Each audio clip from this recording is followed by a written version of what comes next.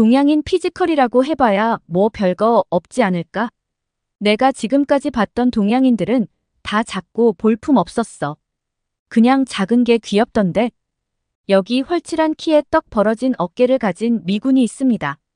주변에 있는 동료들보다 2배는 커 보이는 이 미군에게 앞으로 무슨 일이 펼쳐지게 될까요? 안녕하세요.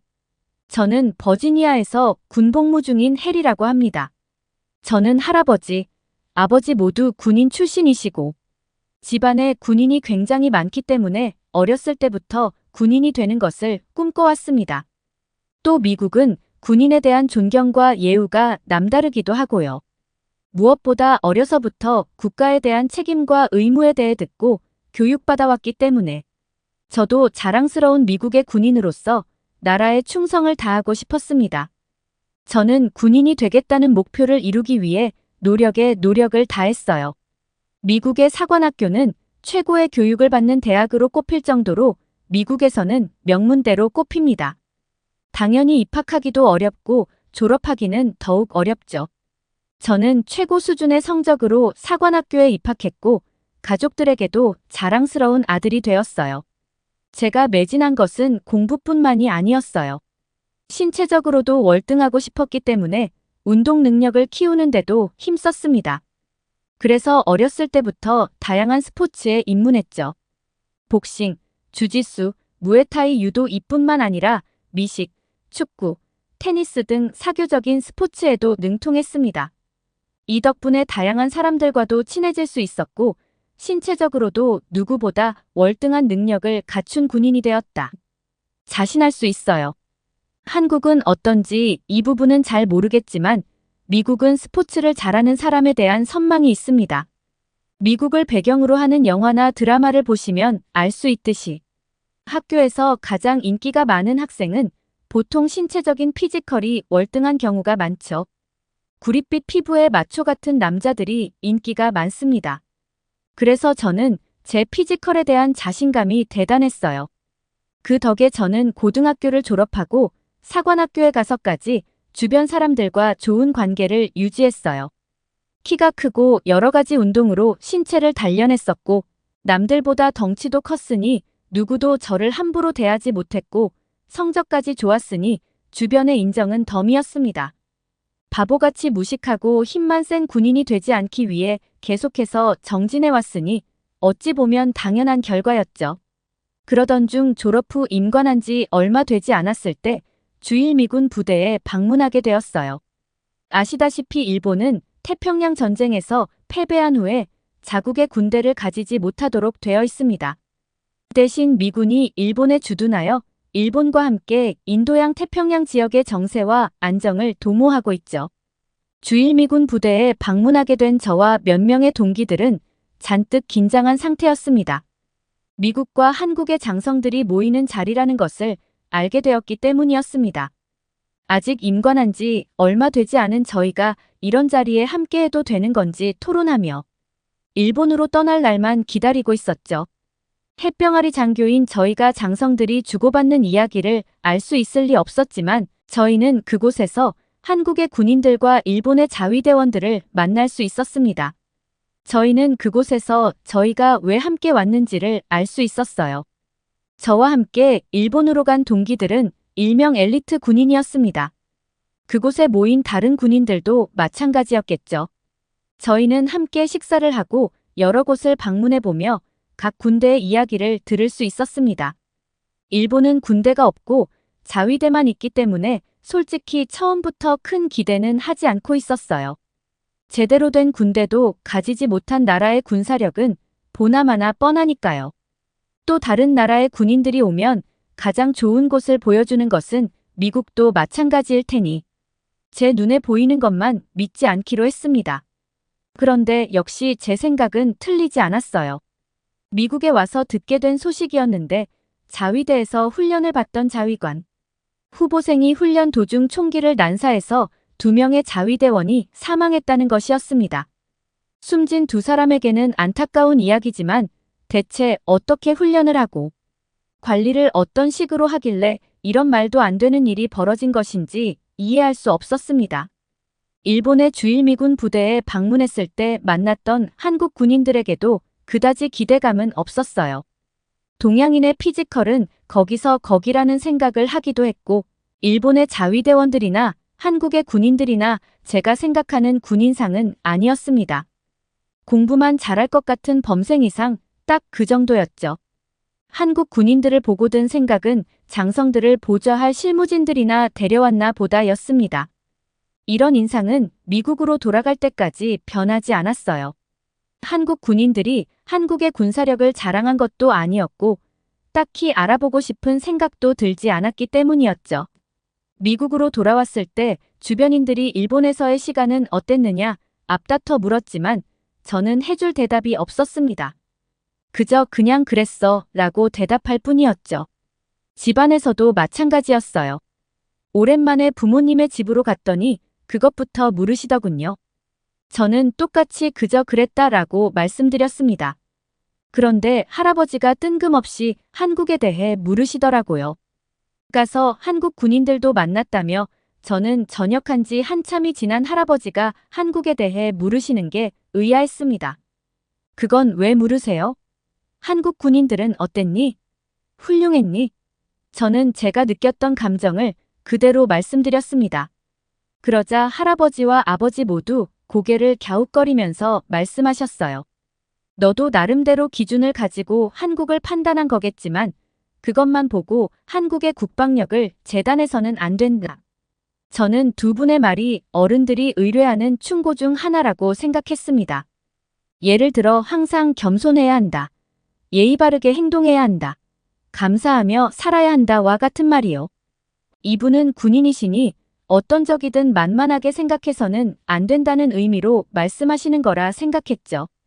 이후 제 머릿속에서 한국과 일본에 대한 생각은 새까맣게 지워졌습니다. 군사적인 이슈가 있었던 것도 아니고 훈련을 받고 군 생활에 적응하는데 정신이 없었거든요. 그렇게 시간이 지나 어느 정도 군인 생활에 익숙해졌을 때 주한미군으로 갈 사람을 뽑는다는 공지가 올라왔습니다. 저는 그 공지를 거들떠도 보지 않았어요. 추가 수당이나 혜택이 많았지만 저는 미국의 군인으로서 미국을 지키고 싶었습니다. 주한미군은 한국을 지키는 군인이라는 인식이 있었으니까요. 그런데 저와 함께 일하는 동료 중 한 명이 저에게 왜 한국으로 가지 않느냐 묻더라고요. 혜리 정말 안 갈 거야? 나는 혜린이가 당연히 갈 거라고 생각했어. 몇 번을 말해 나는 미국이 아닌 곳에서는 절대 군 생활을 하지 않을 거라니까. 그때 동료가 덧붙인 한마디 때문에 저는 한국행을 결정했습니다.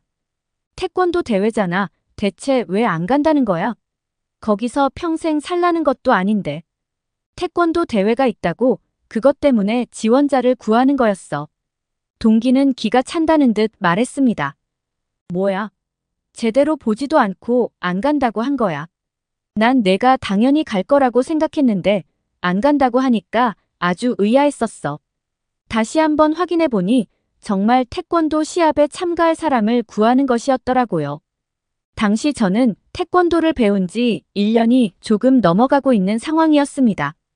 지금까지 수많은 운동을 섭렵해서 다른 운동에 도전해보고 싶은 마음이 있었거든요. 태권도는 지금까지 경험해보지 못한 스포츠였습니다. 물 흐르듯이 자연스럽게 이어지는 동작임에도 불구하고 그것들이 가지고 있는 파괴력이 대단했거든요. 특히 태권도의 발차기는 여러분이 생각하시는 그 이상의 힘을 가지고 있습니다. 그런데 이것이 한국에 대한 호감을 불러일으킨 것은 아니었어요. 제가 사랑하는 스포츠의 종주국이라는 것이 호감의 이유가 되기는 어려우니까요. 한 가지 예를 들자면 유도의 종주국은 일본이지만 세계에서 유도를 가장 잘하는 나라로는 프랑스를 꼽기도 합니다. 저는 군인이자 무도인으로서 현재를 사는 사람이며 무엇보다 실력을 우선하기 때문에 아무리 종주국이라 하더라도 실력이 부족하다면 인정할 수 없었어요. 그래서 시험해보고 싶었습니다. 태권도 종주국인 한국의 실력은 과연 어떠할지 보기로 한 것이죠. 물론 큰 기대는 없었습니다. 일본에서 만난 한국 군인들의 피지컬이나 외적인 부분이 저에겐 그 어떤 위협도 되지 않았으니까요. 그래도 태권도의 문화와 전통을 가장 진하게 물려받은 이들이니 무언가 배울 점이 단 하나라도 있을 거라 생각하며 저는 한국행을 결정했습니다. 한국으로 가는 동안 저는 2명의 군인들과 가까워졌는데 한 군인은 한국에 대한 안 좋은 시각을 가지고 있었고 다른 한 명은 호의적인 시각을 가지고 있었어요. 안 좋은 시각을 가지고 있는 군인은 한국에 대해 이런 평가를 내렸습니다. 우리 할아버지가 한국 전쟁에 참전하셨었는데 할아버지가 보고 온 한국은 매우 더럽고 미개한 나라였다고 했어. 사람들은 오물이 묻은 손으로 밥을 먹고 미군 부대에서 뭐라도 조금 얻어먹으려고 다른 사람을 밀치고 밟기까지 했다고 하더라고. 좋은 시각을 가지고 있는 군인이 반박했습니다. 한국은 일본의 침략으로 황폐해져 있었고 그런 상황에서 전쟁을 겪은 거야. 우리는 전쟁을 직접적으로 겪어보지 못했기 때문에 전쟁터 한가운데에서 벌어지는 일들에 대해서 알지 못해. 그러니 전쟁을 겪은 사람들의 삶을 함부로 말하지 말았으면 좋겠어. 다른 군인은 비아냥거리며 말했습니다. 내가 아니고 할아버지가 알려준 거라니까 전쟁에 참전했던 사람이 하는 말이랑 내 말 중에 뭐가 더 신빙성 있을까? 두 사람의 언쟁이 점점 심해져 갈 때쯤 저의 중재 덕분에 두 사람은 겨우 진정할 수 있었습니다. 저는 좋은 시각을 가지고 있던 군인에게 물었습니다. 너는 그럼 한국에 대해 잘 알고 있다고 생각해? 나도 잘 알고 있다고 말할 수는 없어. 하지만 한국이 한국 전쟁 이후에 급속도로 경제 성장을 했다는 건 확실히 알고 있지. 이 말이 끝나자마자 겨우 진정시켜놨던 다른 군인이 또 비환양됐습니다. 빈부격차 몰라 세계 최강국인 미국에도 빈부격차 문제가 심각한데 그런 나라라고 다를 게 있겠어. 게다가 한국은 아직도 전쟁 중이잖아. 그렇게 불안정한 나라가 어떻게 강대국이 돼? 무엇보다 자기들 스스로 나라를 지킬 힘도 없어서 미국의 도움을 받고 있는 게 현실. 아니야, 제가 한국을 잘 아는 것도 아니고 호감을 가지고 있는 것도 아니지만 한국을 방문하는 미군이 우호국가에게 노골적인 적대감을 내비치는 게 영 안 잊고 왔습니다. 그만들 좀 해. 이렇게 한국을 비난할 거면 대체 여기를 왜 온 거니? 시답자는 논쟁이라 생각했지만 이 대화는 의외로 저로 하여금 호기심을 불러일으켰습니다. 과연 두 사람 중 누구의 말이 맞는 걸까? 한국에 오기로 결정했으면서 한국에 대해 제대로 알아보지 않은 제가 원망스럽더군요. 한국에 도착 후 비행기에서 내린 이후부터 조금씩 당황스러움이 찾아오기 시작했습니다. 이건 저뿐만이 아니었어요. 한국을 비난했던 다른 군인은 저보다 심했죠. 한국의 공항은 온갖 첨단 기계로 가득했습니다. 제가 군복무를 하고 있는 버지니아주가 시골이기도 하고 나고 자란 곳도 시골인지라 이렇게 화려한 기계들은 처음 봤기에 너무나 놀라웠죠. 저는 공항에 안내 기계가 돌아다니는 것을 보고 까무러질 뻔했습니다. 한국을 비난하던 군인을 슬쩍 보니 놀란 건 둘째치고 신기해하지 않으려고 안간힘을 쓰고 있더군요. 그러면서 외국인들이 들어오는 곳이니까 가장 잘 꾸며놨겠지라며 어떻게든 깎아내릴 구석을 찾고 있었습니다. 누가 보면 한국 사람에게 원한이라도 있는 줄 알겠더라고요. 저희는 공항에서 나와 버스로 옮겨 탔는데 세상에나 버스도 엄청났습니다. 덩치가 큰 미국인들이 앉아도 충분히 여유가 있는 의자의 버튼만 움직이면 등받이와 다리 받침대가 움직이더라고요. 외제차를 타는 것 같았습니다. 무엇보다 청결하다는 것이 몸으로 느껴졌어요. 저는 비난만 하던 군인에게 말했습니다. 오물이 묻은 손으로 음식을 뭐 어쨌다고 헛기침하는 그 군인을 비웃으며 주한미군 기지로 향했습니다. 주한미군 기지는 제가 평생 보고 살았던 모습이었어요. 군인들이 향수병에 걸리지 않도록 미국과 똑같이 구현을 해두었기 때문이었죠. 저는 그곳에서 주한미군들의 이야기를 들으며 며칠을 지나보냈습니다. 물론 그중 8할 이상이 시차 적응이었지만요. 대망의 태권도 경기가 있는 날 저는 새벽같이 일어나 몸을 풀었습니다. 해리 왜 그렇게까지 열심히 해? 분명 내가 이길 싸움인 게 뻔하잖아. 솔직히 저도 그렇게 생각은 하고 있었지만 겉으로는 표현하지 못하고 씩 웃고 말았죠. 그렇게 경기장에 도착한 뒤 옷을 갈아입고 있는데 제 옆으로 와서 우통을 벗는 한 남자를 보고 깜짝 놀랐습니다. 라커룸에 왔다는 건 경기에 참가한다는 건데 제 기준에서 몸이 너무 얇았거든요. 근육이 잘 잡혀 있는 게 보이기는 했습니다만 저 정도 체급으로 대체 누굴 넘어뜨릴 수 있다는 것인지 어이가 없을 지경이었습니다. 저는 피식 웃으며 도복을 입었고 경기장으로 들어갔죠. 그런데 제가 본 것이 다가 아니었습니다. 한국에는 저보다 키가 큰 군인들도 많았고 동양인이라 믿기지 않는 피지컬의 근육을 가진 사람도 있었어요. 동양인은 체질적으로 서양인보다 몸을 키우는 게 어렵다는데 약이라도 먹은 건지 의심스러울 정도였습니다. 하지만 이런 경기에 나왔다는 것은 약물의 도움을 받지 않았다는 것이겠죠. 솔직하게 말해서 제가 본 한국 군인들이 제가 보고 들은 모습과 너무 달라 기가 죽은 게 사실입니다. 하지만 그럼에도 불구하고 이길 수 있을 거라는 자신이 있었어요. 저는 태권도뿐만 아니라 다른 운동들도 섭렵한 무도인이었으니까 말이죠. 그런데 본격적으로 경기가 시작되자 저는 얼어붙을 수밖에 없었습니다. 사람이 날아다니는 것처럼 보일 수 있다는 사실을 저는 그때 처음 알았습니다. 저를 미국에서 가르쳤던 태권도 선생님보다 훨씬 날렵한 몸짓이었어요. 그중에는 선수 출신도 있다고 하더라고요. 몸은 또 얼마나 유연한지 다리를 뻗어 공격하는 자세의 가동 범위는 자신들과 저의 레벨 차이가 얼마나 나는지를 날카롭게 꼬집어주는 듯 했습니다. 저보다 먼저 출전한 미군들 중 한국 군인들을 이긴 사람은 단 한 명뿐이었어요. 게다가 한국 군인을 꺾었다는 그 한 명도 한국계 미국인인 미군이었습니다.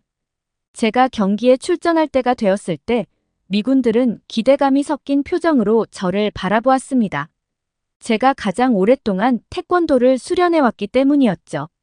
하지만 저는 이미 결과를 예상하고 있었습니다. 제가 이길 수 있을 거라는 기대를 버렸죠. 그럼에도 최선을 다했지만 역시 결과는 변하지 않았습니다. 태권도를 배우기 시작했을 때부터 지금까지 종주국인 한국에 대한 기대감은 조금도 없었습니다. 나 정도면 당연히 이길 수 있을 거라는 자신감으로 여기까지 온 것이었죠. 그런데 맥도 못 추리고 패배해버리고 말았으니 어마어마한 자괴감이 몰려왔습니다.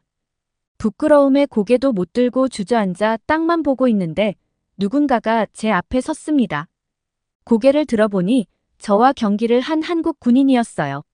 그 사람은 제게 손을 내밀며 굿게임이라고 인사했고 저는 그 인사에 힘을 얻어 한국 군인의 손을 잡고 일어났습니다. 매너가 좋은 사람이었죠.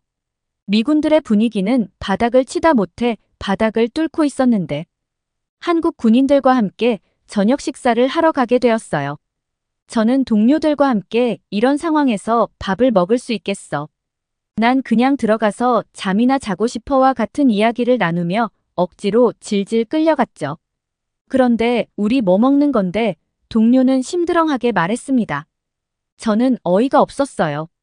고기 미국에서 온 사람들에게 고기 한국에 왔으면 한식이나 이런 것을 먹을 줄 알고 기대하고 있었는데 미국에 가면 발에 치이는 고기를 준다니 경기에서 참패한 것도 죽겠는데 밥이라도 제대로 먹어야 하는 거 아니야? 아니 이왕 먹는 거면 그럴듯한 걸 먹어야지. 고기가 뭐야? 우리가 고기도 못 먹어서 졌다고 생각하는 거 아니야? 저는 한국 군인들이 참 센스가 없다고 생각했어요. 누군가는 일부러 우리를 엿먹이려고 이런 음식을 선정한 거라는 이야기도 했죠. 그런데 고기를 먹기 위해 세팅된 테이블의 모습은 정말 생소했습니다. 고기를 올리는 것으로 보이는 석쇠가 있었고 옆에는 갖가지 채소와 양념장 같은 것들이 있었어요. 스테이크에 있는 가니쉬 같은 용도인가 싶어서 보았는데 그건 또 아닌 것 같았습니다. 바구니에 채소는 왜 있는 건지 도통 영문을 알 수 없었죠. 얼마 지나지 않아 고기가 나왔는데 저희는 고기에서 눈을 떼지 못했습니다. 누가 봐도 최상급의 고기였어요. 이게 소고기라고 이 소고기를 뭐라고 한다고 한우라고 불리는 고기는 환상적이었습니다. 풍부한 육즙에 부드러운 식감까지. 그런데 저희를 놀라게 한 건 이게 전부가 아니었어요. 옆에서 저희를 지켜보던 한 한국 군인이 저희 테이블로 와서는 직접 고기를 구워주었습니다. 그런데 정말 거의 익히지 않고 먹더라고요. 미국 레스토랑에서는 굽기 조절을 하지만 바비큐 파티를 할 때는 무조건 바싹 구워서 먹습니다. 그래서 주저하고 있자 한국 군인은 아무 문제 없다며 고기를 권했죠. 세상에 이게 대체 무슨 맛이야? 이런 고기는 태어나서 한 번도 먹어본 적이 없어. 마스터체 대체 뭘 어떻게 한 거죠? 한국 군인은 먹을 거면 제대로 먹어야 한다는 것이 한국 사람들의 생각이기에 그대로 따랐을 뿐이라고 말했습니다. 그리고 저희에게 쌈이라는 걸 가르쳐 주었는데 저는 그렇게 포만감 있고 건강한 음식은 먹어본 적이 없었어요.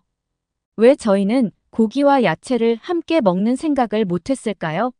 모든 식사를 마치고 저희는 부른 배를 두드리고 있었습니다.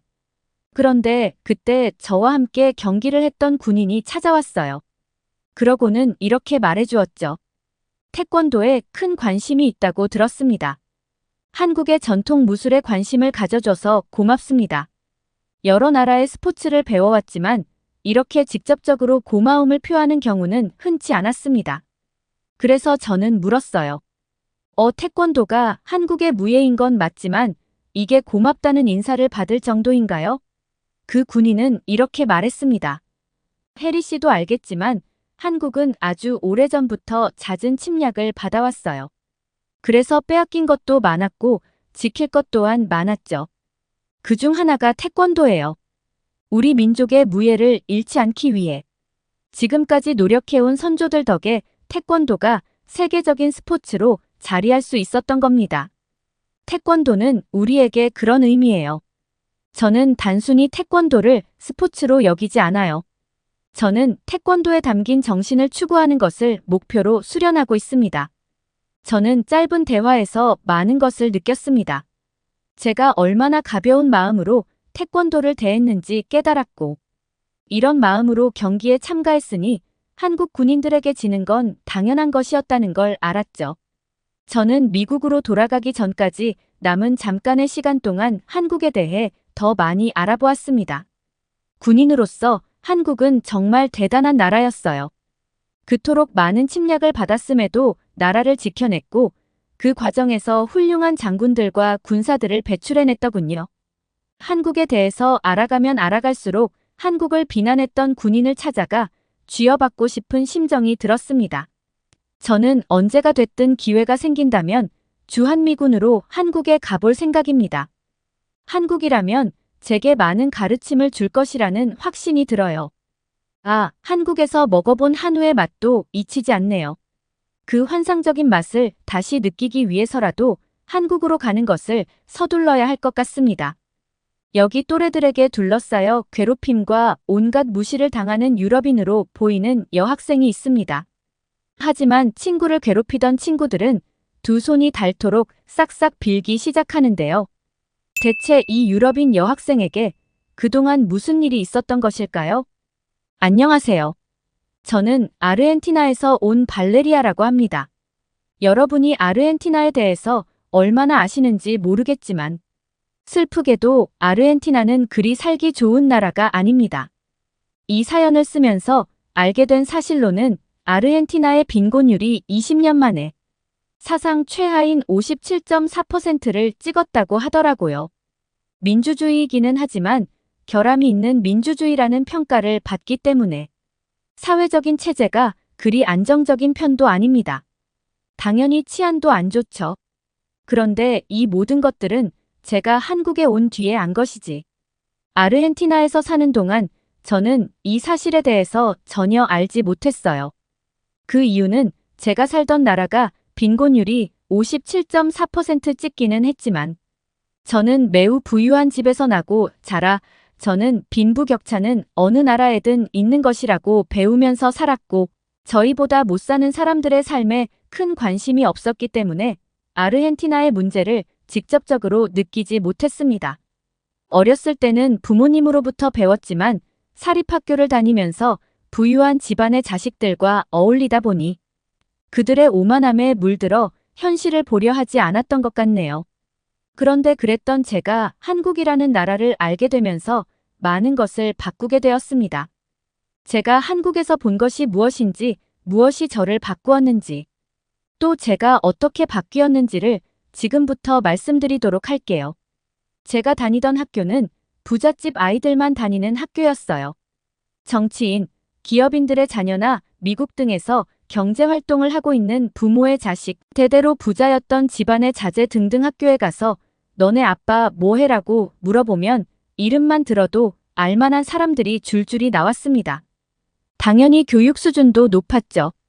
교육열이 한국만큼 뜨거운 것은 아니지만 자신들의 부를 이으려면 자식들이 기본적으로 경제에 대한 지식을 가지고 있어야 했고 부유층으로 살기 위해서는 적당한 교양과 지식은 필수이기 때문에 최상의 교육을 받게 하려고 노력했습니다. 그래서 방학이 되면 영국으로 가서 영국 상류층이나 귀족들이 받는 수업을 듣고 오기까지 했죠. 전 세계에서 내노라 하는 사람들이 특강을 하러 오기도 했고 학교의 선생님들도 최고 학력 해외 유명 대학 졸업생들로만 이루어져 있었습니다. 학교 생활은 즐거웠어요. 이런 학교에 다녔었다고 한국 친구들에게 말하니 몇 가지 한국 드라마를 알려주더라고요. 꽃보다 남자 상속자들이라는 드라마였습니다. 저는 그 드라마를 끝까지 보지 못했어요. 너무 오글거리더라고요. 그 드라마에서는 돈이 많은 학생이 돈 없는 학생을 무시하고 괴롭히는 내용이 주를 이루던데 제가 다니던 학교는 모두가 부잣집 모두가 쟁쟁한 재력을 가지고 있었기 때문에 누가 누구를 무시하는 일은 벌어질 수 없었습니다. 저도 그랬어요. 그래서 학생들 사이에 다툼이 없었고 좋은 친구들과 함께 초중고등학교를 나왔습니다. 그런데 내게는 좋은 친구들, 평생 갈 친구들만 있다고 생각했던 저는 너무 순진한 사람이었습니다. 제가 다니던 학교 학생들은 유학을 당연하게 생각합니다.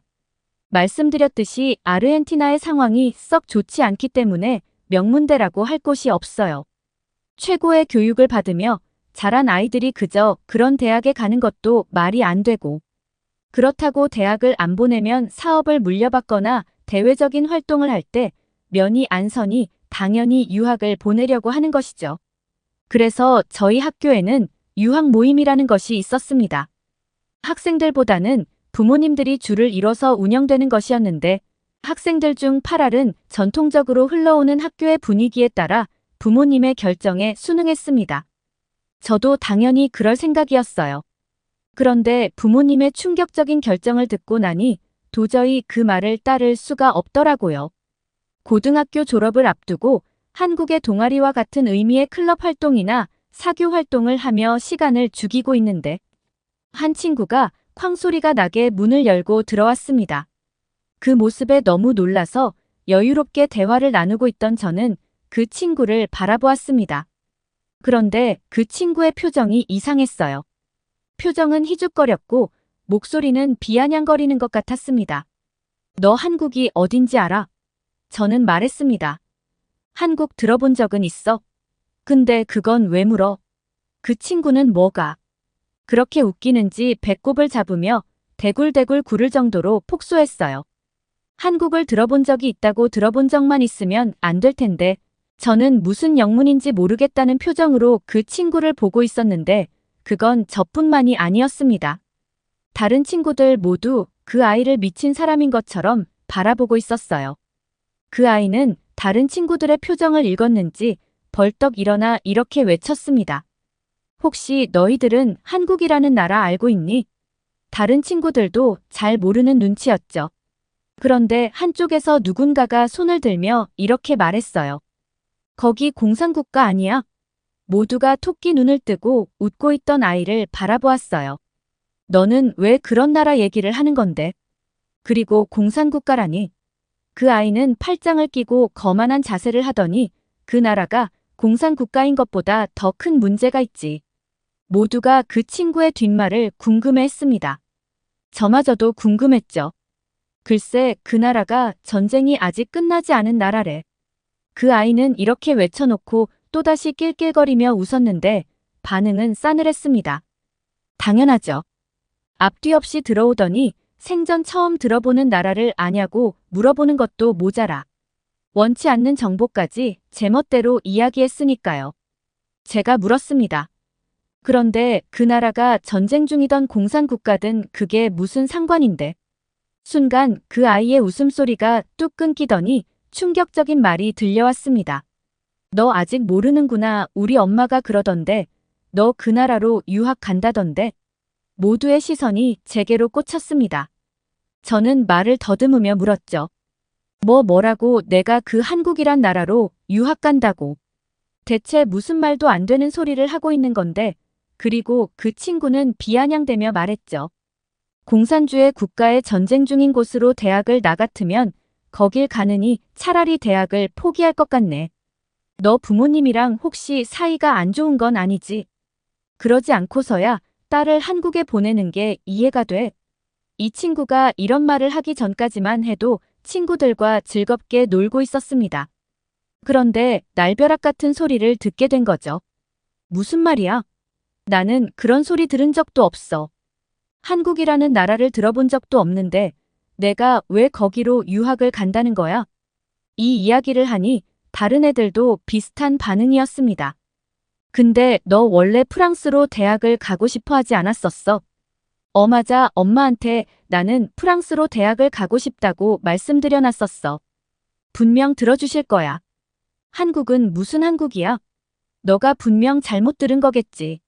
확실하지도 않은 이야기로 이렇게 비아냥대면서 이야기하는 게 너무 무례한 거 아니니? 당장 사과해줬으면 좋겠어. 그 친구는 저의 그런 말에 얼굴이 새빨개져서 제게 소리를 치기까지 했습니다. 이번엔 손가락질까지 더해서요. 어차피 내일이면 다 알게 될 걸 내일 두고 보면 알겠지. 누구 말이 맞는 건지 저는 고개를 저었습니다. 저희의 이야기들을 들었던 친구들 중에 일부가 저를 위로해 주더군요. 아닐 거라면서 말이죠. 저는 이 일을 부모님에게 말씀드리지 않았습니다. 누가 봐도 아니니까요. 얼토당토하는 일이라고 생각했습니다. 그런데 그날 아침 집을 나서려는 저에게 부모님이 충격적인 말을 하셨습니다. 부모님은 저에게 고등학교 졸업하면 한국으로 대학을 가게 될 테니까 그렇게 알라는 말씀이셨죠? 그 말에 저는 제 귀를 의심했습니다. 그리고는 그 말에 놀라 부모님께 물었죠. 제가 한국을 간다고요? 엄마 저는 처음 들어보는 나라고 그 나라가 어디 있는지도 모르는데요. 부모님은 그게 무슨 문제냐는 듯 무덤덤하신 표정으로 이제 한국이란 나라를 들었으니 된 게 아니냐며 저의 반항을 이해하지 못하는 모습으로 말씀하셨습니다. 엄마 아빠 그 나라가 친구들 말로는 되게 위험한 곳이라던데 두 분은 제가 걱정되지도 않으세요? 제가 거의 울다시피 이야기를 하니 엄마는 저를 보고 적어도 그 나라가 어떤 나라인지 잘 모르겠다면 좀 찾아보고 이런 말을 했으면 좋겠다는 이해할 수 없는 말씀을 하셨습니다. 학교에 도착하고 나니 모두가 이 사실을 아는 듯 했습니다. 전날 제 한국 유학 사실을 떠들어댔던 친구는 다른 친구들과 속닥거리며 대화 중이었고 어제만 해도 저를 위로하던 친구들도 날카로운 눈빛으로 저를 훑어보더라고요. 그런데 제가 온 걸 보고는 어제 그 친구가 저를 찾아왔습니다. 그리고 이렇게 말했죠. 내 말이 맞지? 내가 말했잖아. 너 한국에 갈 거라고. 저는 대꾸하지 않았습니다. 그랬더니 그 친구는 뭐가 그렇게 좋은 건지 계속 비아냥대며 말하더군요. 너네 집 혹시 망한 거 아니지? 그러지 않고서야 그런 나라에 자식을 보낼 리가 없잖아. 솔직하게 말해봐봐. 너네 집 혹시 진짜 망한 지 꽤 된 거 아냐? 다들 대놓고 웃지는 않았지만 킥킥거리는 게 느껴졌어요. 친구라고 생각했던 애들이 이렇게 돌변을 하다니. 지금 생각해보면 오글거려서 못 봤던 한국 드라마나 지금 이곳이나 다를 게 없는 것 같더라고요. 친구의 막말은 이걸로 끝나지 않고 이어졌습니다. 유학을 왜 후진국으로 가는 거야? 가서 기아 체험이라도 하라는 건가? 그 나라. 전쟁 중이라고 했지 가서 전쟁 기술이라도 배우라는 거야. 그럴 거면 차라리 군대를 가야지. 너 설마 부모가 가라고 했다고 진짜 갈 건 아니지. 목숨 걸고 가야 하는 건데 할 수 있겠어? 나라면 거기서 총 맞고 죽을 바야. 비행기에서 뛰어내리겠다. 아, 미안. 너네 집 망해서 비행기도 없지. 우리 집 경비행기라도 빌려줄까? 그래도 같은 학교 다녔었는데. 이 정도는 도와줄 수 있지. 저에게 상처를 주겠다고 작정한 것도 힘든데 초중고를 함께 나온 아이들에게 이런 이야기를 들으니 좌절감이 몰려왔습니다. 저는 집에 돌아가서 한국에 가기 싫다고 울며 불며 난리를 쳤지만 부모님은 완강하셨어요. 엄마, 아빠, 다른 애들은 프랑스, 미국, 독일 이런 데로 가는데 나만 왜 한국이에요? 아시아로 가야 되면 차라리 일본으로 가는 게 낫겠어요. 설마 우리 집 정말 망한 거예요. 부모님은 이럴수록 저를 빨리 보내야 된다 생각하셨는지 유학 준비를 서두르셨고 저는 일주일도 안 되어 한국행 비행기를 탔습니다. 울면서 일주일을 지내느라 뭘 알아볼 시간도 없이 말이죠. 비행기를 타는 내내 한국이라는 나라에 대해 상상해봤어요. 전쟁으로 폐허가 된 모습, 녹물이 나오는 수전, 굶주림의 국어를 하는 어린아이들 책에서 본 전쟁터의 모습이었죠. 하늘은 잿빛일 거고 퀴퀴한 탄약 냄새가 날 줄 알았습니다. 그런데 비행기에서 내려본 하늘은 청명했습니다.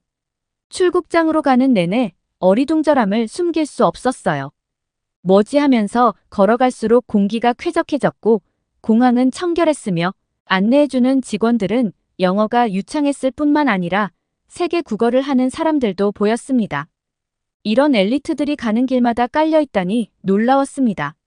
출국장에 나가니 저를 마중 나온 유학원 관계자가 있었어요. 이상한 냄새가 나고 머리나 옷이 지저분할 거라고 생각했는데 너무 멀끔한 모습의 남자가 있더라고요.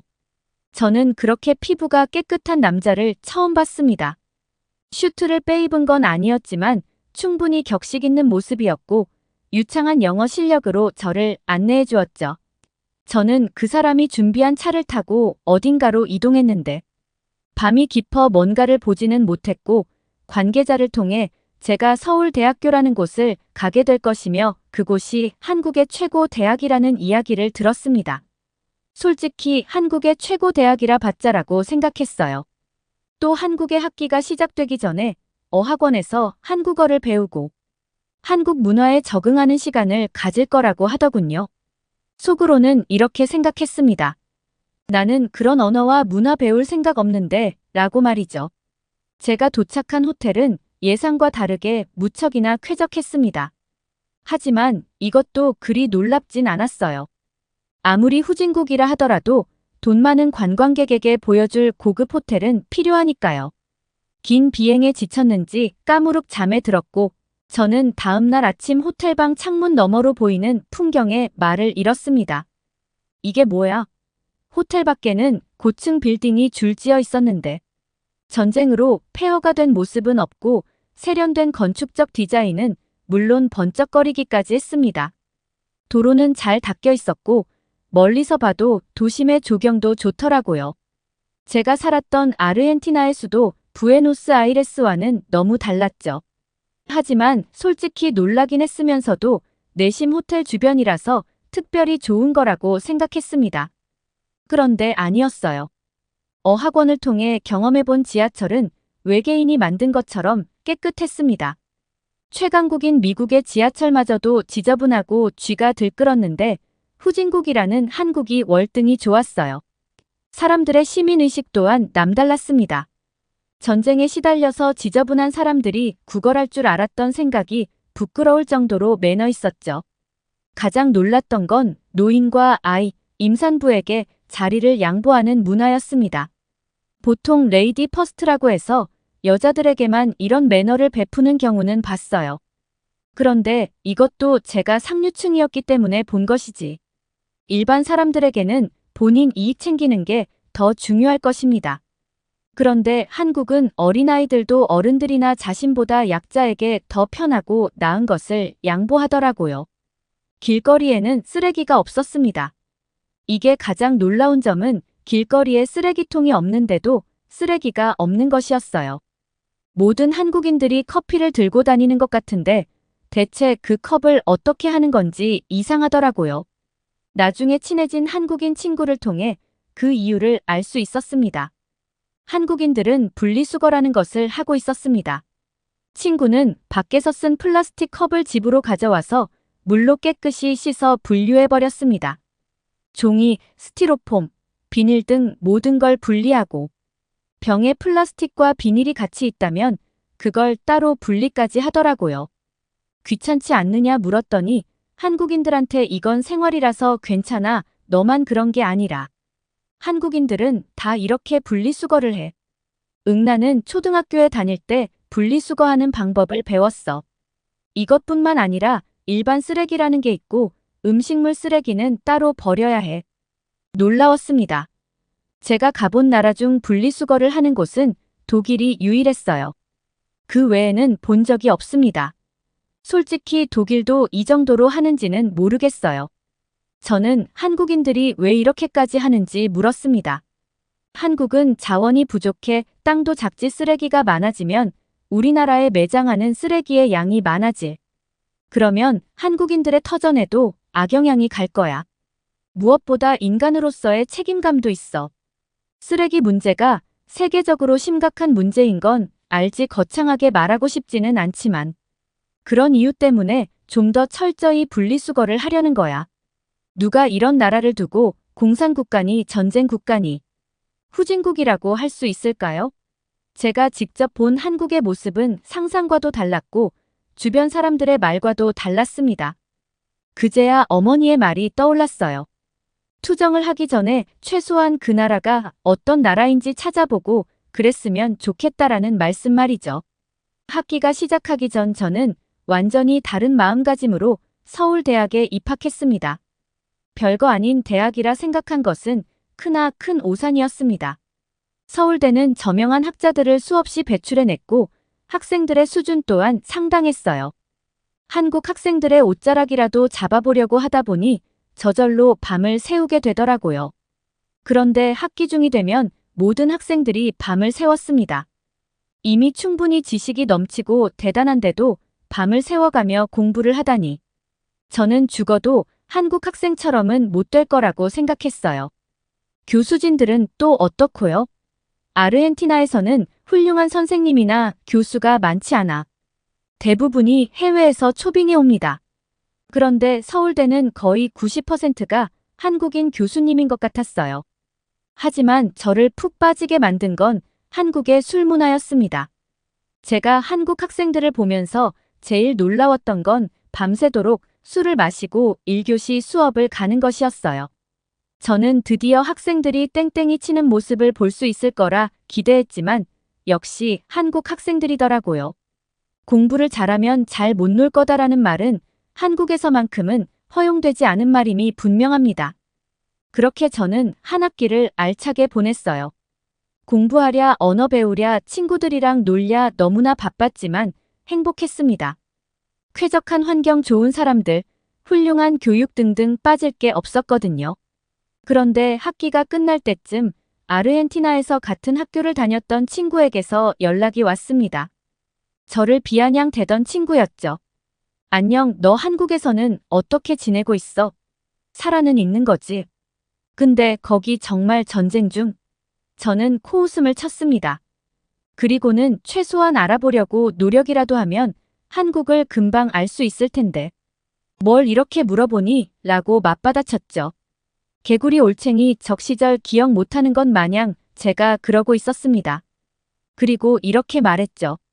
한국은 너무 평화로운 나라고 내가 지금까지 다녀본 그 어떤 나라보다 좋은 곳이라고 말입니다. 그랬더니 그 친구가 이러더군요. 오호, 그래, 그러면 우리가 방학 때 직접 방문해봐도 되겠니? 그 친구들은 제 말을 믿지 못하는 것 같았어요. 저는 당당하게 말했습니다. 얼마든지 좋다고 말이죠. 그런데 저에게 연락을 한 친구를 비롯해서 제가 한국에 유학을 간다고 떠벌렸던 아이, 저에게 상처 줬던 친구들은 정말 한국으로 찾아왔습니다. 전쟁 중이라서 무섭다면서 왜 여기까지 온 건지 웃기더라고요. 저는 물었습니다. 전쟁 중인 나라에 올 만큼 용기가 대단하구나. 아님 전쟁의 무서움을 이길 만큼 내가 어떻게 사는지 보고 싶었니? 그 아이들은 말이 없었어요. 저는 이미 알고 있었습니다. 비행기에서 내려 제가 초대한 호텔 라운지에 올 때까지 그 아이들이 무엇을 봤는지요? 저는 그 아이들을 데리고 서울의 곳곳을 보여주었습니다. 제가 감탄했던 지하철, 한강 배달 문화, 음식, 한국의 술 문화 제가 다니는 학교까지 한국에 온 지 3일째가 되자 그 친구들의 입에서 진심이 나오기 시작했습니다. 처음에는 일본으로 유학 간 친구였어요. 일본 사람들 영어 발음을 못 알아듣는 게 너무너무 힘들어. 영어 수업이 있으면 뭐해 뭐라고 하는지 도무지 못 알아듣겠더라고. 자기들끼리만 아는 발음으로 대화하는데 나 그래서 일본인 친구가 한 명도 없어. 다음은 저에게 비환영됐던 친구였는데 그 친구는 제가 원래 가고 싶어 했던 프랑스로 갔었죠. 그 친구는 이렇게 말했습니다. 프랑스도 만만치 않아. 인종차별이 너무 심하고 프랑스어를 못하면 바로 무시해버려. 식당에서 프랑스어로 주문하지 않았다고 쫓겨난 적도 있어. 아르헨티나에서는 상류층 대우를 받던 사람이 인종차별을 당했다니 속이 쓰릴 만도 하겠더라고요. 저는 제가 학교를 다니면서 느꼈던 것들, 제가 한국 친구들을 만나 경험했던 모든 것들을 말해주었습니다. 그러자 모든 아이들의 눈이 반짝거렸어요. 그러면서 물었죠. 정말이야, 사실 오기 전에 한국 드라마를 봤었어. 한국 남자들은 전부 다 잘생겼다는데 그게 사실이야? 저는 대답했습니다. 뭐 외모는 모르겠지만 잘 꾸미고 다니는 사람들이 많은 건 사실이야. 한국인들은 기본적으로 자신을 깔끔하게 단정하려고 노력해. 여자든 남자든 너희 여기 올 때까지 봤던 한국 사람들 중에 스타일이 별로였던 사람이 있어. 누구도 아니라고 대답하지 못했습니다. 한국은 여자 혼자 밤늦게 돌아다녀도 되는 유일한 나라일 거야. 한국이 후진국이라고 했지. 너희 아르헨티나 경제가 어떤 상황인지는, 아니 빈부격차는 한국은 식민지 시절과 전쟁을 겪었지만 그걸 이겨낸 나라야. 그걸 한강의 기적이라고 부르지. 그런데 우리는 어때? 난 한국에 올 때까지 아르헨티나에 대해 잘 몰랐어. 한국은 우리가 무시해도 되는 후진국이 아니라 우리가 동경해야 하는 선진국이야. 누구 하나라도 반박할 법했지만 아무도 대답하지 못했습니다. 아마 유학 생활을 하면서 아르헨티나의 상황과 주변국들의 평가를 들었겠죠? 저는 친구들이 돌아가기 전날 친구들에게 한국 유학 방법에 대해 질문을 받았습니다. 본인들도 창피한지 다 같이 있을 때 묻지는 못하더라고요. 한국을 무시하고 저를 조롱한 게 있으니 은밀하고 조심스럽게 연락을 해왔습니다. 그래서 제가 도움을 줬냐고요? 전혀요. 솔직히 그 친구들에게 한국을 소개해주고 싶지 않았지만 그토록 무시하던 한국의 진짜 모습을 보여줌으로써 완벽한 복수를 해냈다고 생각합니다. 한국에 대해서 전혀 몰라서 그냥 이유 없이 편견에 사로잡혀 있었던 지난 날이 후회됩니다. 그래도 사랑하는 저희 부모님 덕분에 한국을 알게 되어서 정말 감사하고 또 감사하며 지내고 있답니다.